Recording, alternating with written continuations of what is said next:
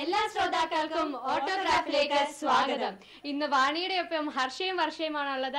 ഞങ്ങൾ കുറെ നല്ല കൊച്ചു കൊച്ചു വർത്തമാനങ്ങളും അതുപോലെ നല്ല നല്ല പാട്ടുകളുമായി വീണ്ടും. കോട്ടയം സ്വദേശിനി കവിത രാജഗോപാലിന്റെ നേതൃത്വത്തിൽ 25ഓളം വനിതാ റേഡിയോ ജോക്കികളാണ് സ്പേസ് ഫോർ റേഡിയോയ്ക്ക് പിന്നിലുള്ളത്. ഒരു വർഷം മുമ്പ് കൊച്ചിയിൽ നിന്നും തുടങ്ങിയ ഈ സംരംഭം ഇന്റർനെറ്റ് ലോകത്തിൽ ക്ലിക്കായി കഴിഞ്ഞു. മാധ്യമം ഇന്റർനെറ്റ് ആയതുകൊണ്ട് തന്നെ പരിധികളില്ലാത്ത കവറേജാണ് സ്പേസ് ഫോർ റേഡിയോയ്ക്കുള്ളത്. സിനിമാധിഷ്ഠിത പരിപാടികൾക്ക് പുറമെ ആനുകാലിക വിഷയങ്ങളെ ആസ്പദമാക്കി ചർച്ചകളും സംവാദങ്ങളും ഇവർ ശ്രോതാക്കളിൽ എത്തിക്കുന്നുണ്ട്. ഗേൾ ഫ്രണ്ട് കോൺസെപ്റ്റിനെ കുറിച്ച് ആന്റിയുടെ അഭിപ്രായം എന്താണ്?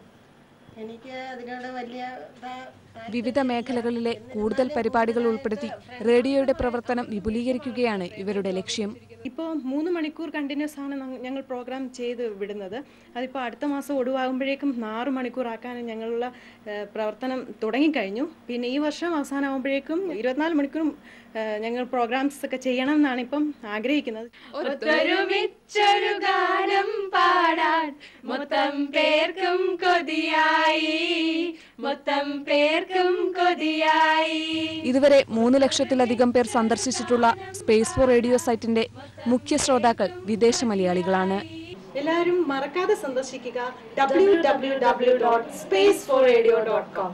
spaceforradio.com ലോക മലയാളികളുടെ കൂട്ടുകാരി. India vision, Kochi. അമേരിക്കൻ വിദേശകാര്യ സെക്രട്ടറി ഹിലറി ക്ലിന്റൺ ഏഷ്യൻ പര്യടനത്തിന്റെ ഭാഗമായി ജപ്പാനിലെത്തി. ആണവ നിർവ്യാപനവും